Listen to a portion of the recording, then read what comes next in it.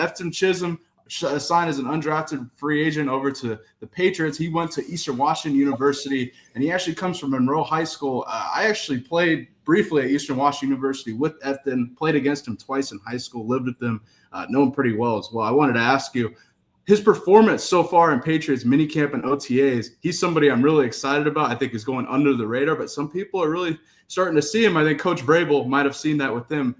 But your thoughts on his performance so far in Patriots minicamp OTAs? I wouldn't say under the radar. I think he's been a media darling because he stood out. Good. Everyone has noticed. He did well. He took advantage. There were some receivers out or not participating, whether it was Jalen Polk or Stephon Diggs. He was utilized more, but the surprise was they had him flying with the ones on occasion.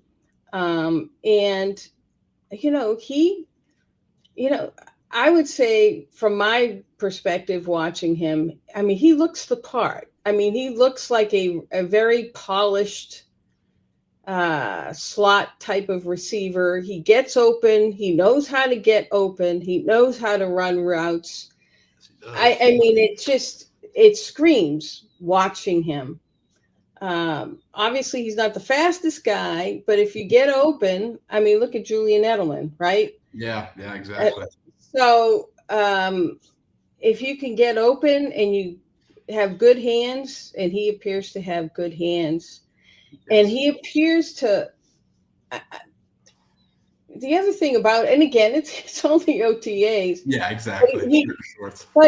But again, just watching, he seems to have an understanding of the game, or an understanding of, again, how to play the game and what he needs to do to get open.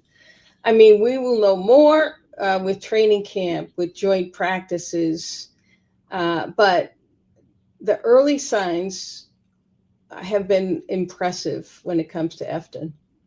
Man, that makes me really excited and proud as a good friend of his, man. That makes me really, really excited. Wow. I'll say this. His character, like, he's a grade A character, really, really good kid, really, really genuine person, interacting with him. He was a year older than me. I had a chance to play against him in high school, and he's a dog. Let's just say that. He works, he's a hell of a worker. He works harder than his teammates. I mean, I saw it at Eastern Washington working with him. I knew he would be special. I've been calling him the next Cooper Kupp for the last 5 years. It's almost not comparable because they're kind of, in my eyes, two completely different players. But didn't he break his records? Didn't he break his records? Yeah, I mean, Efton broke all Cooper's records at Eastern. Yeah, damn near every one. I was in an Oklahoma drill with Efton, and I watched him hurdle over somebody, and it was at that point. I had played against him in high school, but I saw that, and I was like, on the red turf when he did that, and just casual practice, I was like, man, this kid's special. And I mean, it doesn't surprise me, all of his success in Eastern and moving his way up the ladder in New England, and I expect him to do that. Well, the other thing, Bailey, I will say, and you'll be happy about this too. He possesses the type of traits when you're talking about this hardworking guy, or going above and beyond, or doing whatever it takes. I mean, he's like the poster boy for what Mike Vrabel is looking for in players, in terms of the traits that you just mentioned. He is definitely that. Skill is one thing, but I think Vrabel places an emphasis on a person's will and their desire, and them having the mentality of doing whatever it takes to help the team. Yeah. Maybe that means not playing in the position you're accustomed to. Maybe that, whatever it takes to help the TEAM team. That's what Vrabel grew up in New England. That's the mentality. along the way with the past 20 years, with things changing and athletes getting money in college. I mean, all these things have kind of conspired, Bailey, to make it more of an me first generation, you're not wrong there. generation of football players. So when you see someone like Efton, who's kind of like a blast from the past, in terms of his mentality, his work ethic, his desire, his wanting, if Rabel told him, I'm going to put you at cornerback, he would play cornerback and not say, I make more you know what I'm saying? Exactly. Great point. He will do whatever he's told, not ask why, not want more money for whatever. He's just going to do it. Well said. And that doesn't shock me hearing that, and I agree with you, because I just knowing the kid and having been around him, he'll go above and beyond. He ain't afraid to play special teams. I would love to see him potentially in the return game. I don't know how that work in New England, but he is electric. Not the fastest, but he's super quick. And one thing I wanted to show is, you brought up Coach Vrabel. I think Efton, is a guy character-wise that fits in Vrabel's culture. I wanted to show Coach Vrabel's comments on Efton's performance so far. Take a listen. So this offseason, what's allowed him to have a little bit of an impact this spring? I mean, I think he's a talented player. I think he has a certain skill set. He's dedicated. He's studied extremely hard. He has a good feel for what we're asking him to do. I think the biggest thing for receivers is that there's trust, from the guy that throws the football. When you earn the quarterback's trust, any one of them that we have, any one of the three, it doesn't take you long to figure out who the quarterback trusts. It's the ones they target. It's a good indicator. That is. Karen, your thoughts on Coach Vrabel's comments on Efton there? Well, it's surprising to hear, coming from Coach Belichick, somebody who's kind of willing to talk about his own players and kind of give you a little bit of insight as to what he thinks, as opposed to kind of snarling at you and saying, Bill never wanted to give away anything, Bill Belichick. But Mike is smart enough to not give away a lot, but tell you a lot. Because when he talked about just randomly, who's the quarterback throwing the football to, is usually the guy he trusts. Well, at that point in camp, all the quarterbacks were throwing quite a bit to Efton. So if you like put two and two together and connect the dots, Vrabel just told you quite a bit. Man, I love it. I love it. That makes me really excited for Efton, and none of this surprises me. He's a kid that I know will go and get it and work his way up, and it doesn't surprise me at all. He there's a workout video of him going around, him working with his old high school coach and CEO of ETA training facility over out there in Monroe, Michael Bumpus. Man, I can't wait to see Efton work his way up in training camp, and man, really, really proud of the kid, and I'm glad he's doing well for the Patriots. One thing I wanted to bring up is that in that Patriots room, he has a fellow Eastern Washington alumni in that Patriots room with Kendrick Bourne in that Patriots room, having played at Eastern Washington. And what are your thoughts on Kendrick Bourne? What is his role in the Patriots? He's kind of coming off of major injuries here, but how does he fit into the Patriots offense going into this season? Well, some people think he might be a candidate to be traded or cut or released or something. I mean, they have quite a few receivers, but I think, I could be completely wrong. Yeah, it would. But I really think they'll keep him because his best year as a pro was his first year here in Josh McDaniels' offense. Yeah, that's true.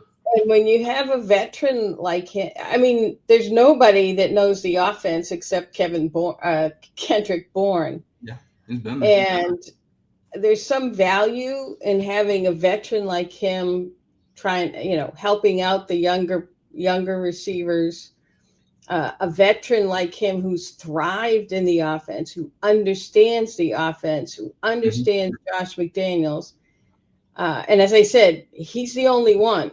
I mean, Hunter Henry also did play in that offense, but if you're talking purely receivers, yeah, Kendrick Bourne's the guy. And again, to me, they could prove me completely wrong, but I think all those things work in his favor toward him sticking around. I mean, last year was his, it was his first year post ACL surgery. Yeah. Typically with ACLs, you're okay with your first year, but it's your second year where you're more back to who you were, you know. And I can already see Kendrick is even moving more confidently, I would say. Good. But, I can also see them keeping 7 receivers. Yeah, absolutely. Which, Bailey, is odd saying that, given that people don't think much of the Patriots receiver room. Right. But I think, you have Diggs, but then you have about 10 guys who are around the same level. Right. A lot of young guys, question marks. Yeah. Right. So, do you want to give up on someone too soon? Do you want to give this new, fresh shiny new toy who looks good a chance? So, they have to weigh all those things. Absolutely. And I thought it was really, it's fascinating to me because when I saw Efton sign with New England, the first thing I thought was Bourne's still there, Kendrick's still there. And I was like, I saw that connection because Kendrick played at Eastern Washington, so did Efton. And when I was in a meeting, over in Eastern Washington, Coach Aaron Best over there told a story about, because Kendrick was on the same roster as Cooper Kupp in 2016. He always talked about how Kendrick was better than Cooper Kupp at the time, which is so interesting with the, 8 years later, how it played out and whatnot. But I saw that, and I would lean to what you said about keeping a veteran in that room, especially if Kendrick knows the offense. There are a lot of young receivers in that room from what it looks like. And I'm about to ask you about one more who's also a product of, I guess, the state of Washington over in Pullman, though, over at Washington State. I want to ask you about Kyle Williams. Kyle Williams, I have a lot of high expectations for him going into this season. You guys drafted him coming over from Washington State. I thought he kind of was slept on in the draft, but I expect him to, come to light in the NFL, so to speak. But his performance so far in Patriots minicamp and OTAs, and then his potential for the Patriots this season in their offense. Yeah, well, he's flashed at times, not quite as consistently as maybe Efton, but you see the potential there. You see what he brings to the table, or what he could potentially bring to the table. I love the fact, and I wrote about this, that he's a former quarterback, or a quarterback turned receiver. Yep. It was like between his senior year in high school and first year in college, that's when they made the switch. But, the Patriots have had success with quarterback turned receivers. Yes, they have. Julian Edelman, of course, comes to mind. Jacoby Myers is another one. Oh, yeah.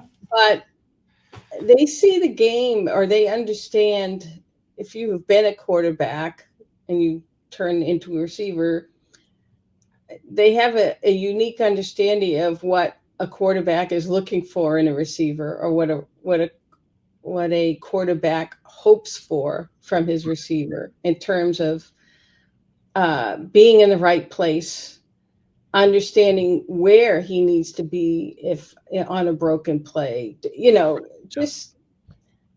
it's just knowing the urgency of certain things. So, and Williams, I've talked to Williams about it, and he says, it gives him a little bit of an advantage, because again, he understands he understands what the quarterback is seeing too. when Yeah, yeah. when he's looking out before the play is even called, and so he knows where he has to go. He knows where he has to be, and I think he's going to be an intriguing player to watch going forward.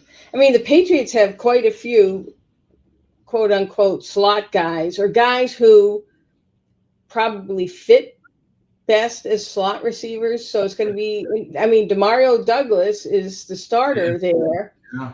but it's going to be interesting to see, because I think Efton would be a dynamite slot guy. I agree Kyle with you. Williams, I think, could be a dynamite slot guy. Yes. And I really think too, we haven't brought his name up. Jalen Polk is better suited in the slot than he is at the X or the Z. That's just me talking. So, Okay. So we'll see how it all shakes out.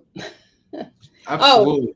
And let's not forget Stephon Diggs, who did play in the slot for Houston last year. Let me ask you about Diggs. There you see him with Efton. What are your thoughts? He's coming over from Houston. Like you mentioned, with injuries, he's coming off a major injury. But we saw him last season. Now going into this season, I expect to see him in a bigger role in the offense with Drake May at QB. What are your expectations for Stephon Diggs going into 2025? Well, I mean, it's hard. He is coming off the ACL injury. He looked great in the practices we saw him. He looks great in these videos he's been putting out of him practicing in France, renting a field or whatever the heck, doing drills.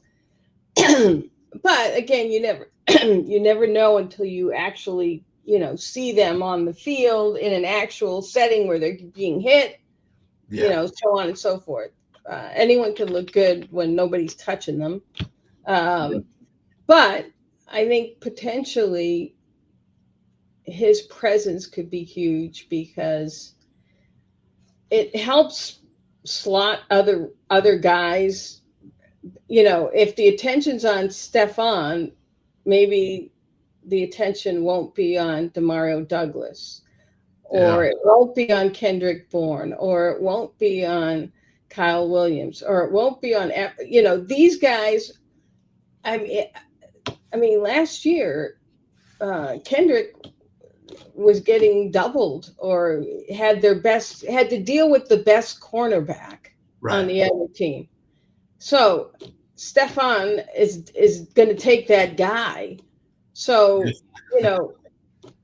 Kendrick might be better against a number 2 corner. Demario Douglas would be better. You know what I'm saying? It's I see what you're saying. Absolutely. It's the trickle down effect. I mean, Diggs will still get open against top guys, but it's the attention he draws. If he draws safety help, if he draws 2 guys, again, it opens the field up when you have somebody the opposing defense has to pay attention to. And the Patriots just haven't had that receiver.